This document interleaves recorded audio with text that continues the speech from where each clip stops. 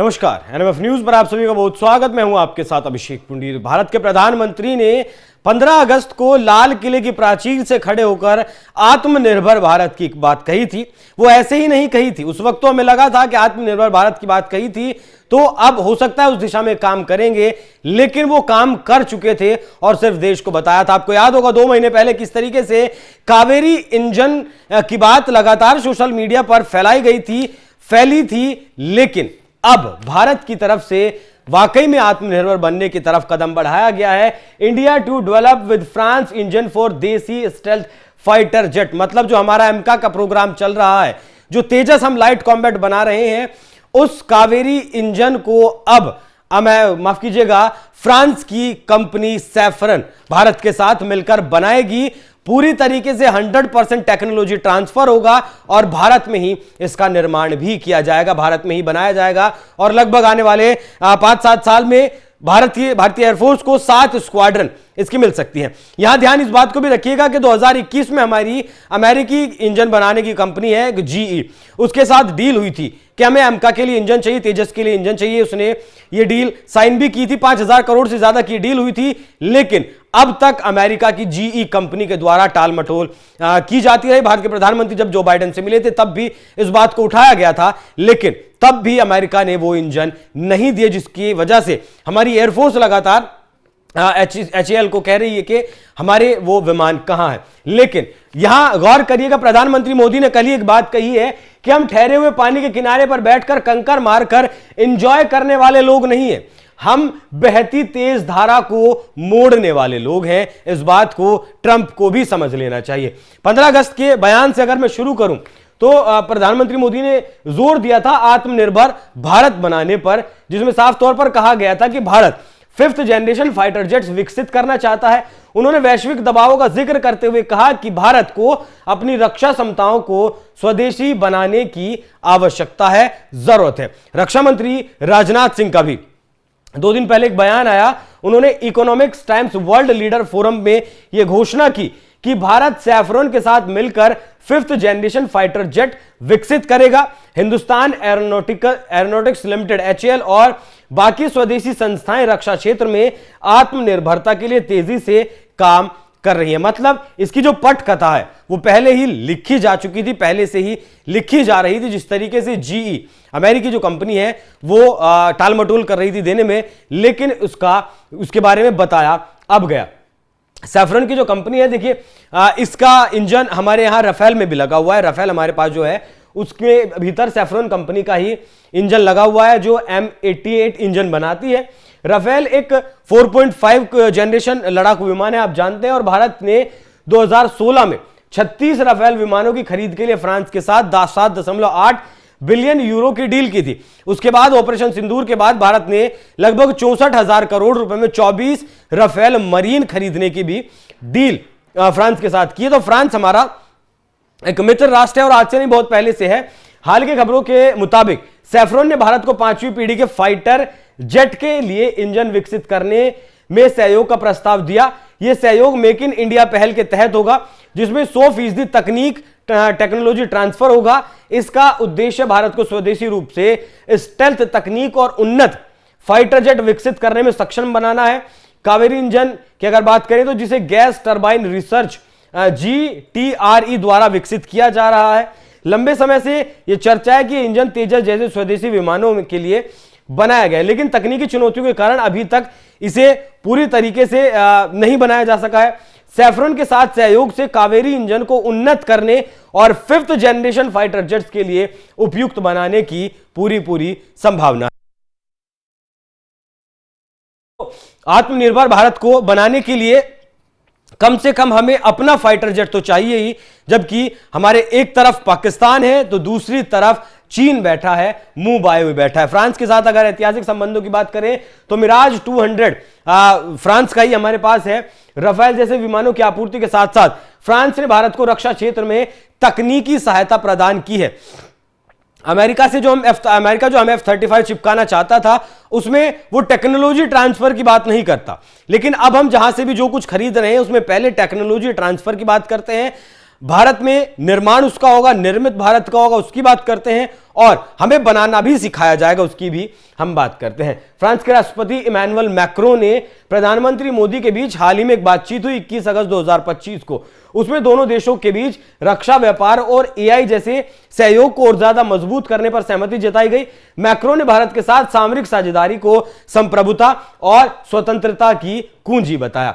France और America के बीच रक्षा सौदे को लेकर पुरानी प्रतिद्वंद्विता रही है, क्योंकि फ्रांस ये कहता है कि भैया अमीर तो हम भी थे, एक वक्त पर दुनिया में सुपर पावर तो हम भी हुआ करते थे, लेकिन आज वक्त अलग है, आज अमेरिका है, वो एक बात अलग है। लेकिन हाल ही की अगर बात करें तो 2021 में ऑस्ट्रेलिया ने फ्रांस के साथ एक न्यूक्लियर सबमरीन की डील की थी, जिसमें डीजल इलेक्ट्रिक सबमरीन ऑस्ट्रेलिया खरीदने वाला था फ्रांस से, लेकिन यह डील रद्द करवा दी गई अमेरिका और ब्रिटेन के द्वारा, जिसे नाम दिया गया ऑकस, मतलब ऑस्ट्रेलिया, यूके और यूएस के गठबंधन इसमें बनाया। फ्रांस नाराज हुआ। भारत के साथ वर्तमान सहयोग को फ्रांस द्वारा अमेरिका को जवाब देने के रूप में भी देखा जा रहा है। इस ऑकस को बनाकर अमेरिका ने क्या किया कि जो डील थी सबमरीन की फ्रांस को मिल रही थी, उसे अपने पास ले लिया, उसे कहें कि धोखा एक तरीके से किया, और ऑस्ट्रेलिया को लालच दिया गया कि तुम्हें हम न्यूक्लियर पावर्ड सबमरीन देंगे।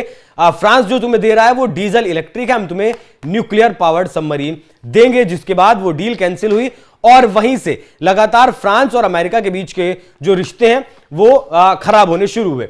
F-35 की अगर बात करें तो जब भारत के प्रधानमंत्री अभी फरवरी में अमेरिका गए थे, वहां भी ऐसी बात सामने आई थी कि भारत को ऑफर किया गया है F-35, लेकिन भारत ने इसे पूरी तरीके से अस्वीकार कर दिया। क्यों कर दिया, उसका कारण आप सब जानते हैं। जिस तरीके से 38 दिन अमेरिका का F-35 भारत के केरल के एयरपोर्ट पर खड़ा रहा, लगातार इंजीनियरों की टीम आती रही, लेकिन नहीं पता चल पाया कमी क्या है। आखिरकार 38 दिन बाद वो वापस अपने देश लौट पाया।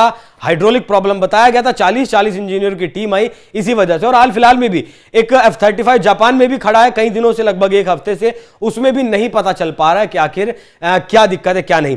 महंगा बहुत पड़ता है F-35। खुद अमेरिका के पास जितने F-35 हैं उनका रखरखाव करने में अमेरिका को हर साल अब तक $1.1 ट्रिलियन का खर्चा आता था, लेकिन मौजूदा वक्त की बात करें तो $1.6 ट्रिलियन का खर्च अमेरिका को इन्हें रखरखाव करने में आ रहा है। F-35 की जो तकनीकी है उसमें बहुत ज्यादा समस्याएं हैं। अमेरिका द्वारा भारत पर व्यापारिक टैरिफ और प्रतिबंध जो लगाए गए हैं उसकी वजह से भी इस डील को पूरी तरीके से कैंसिल किया गया।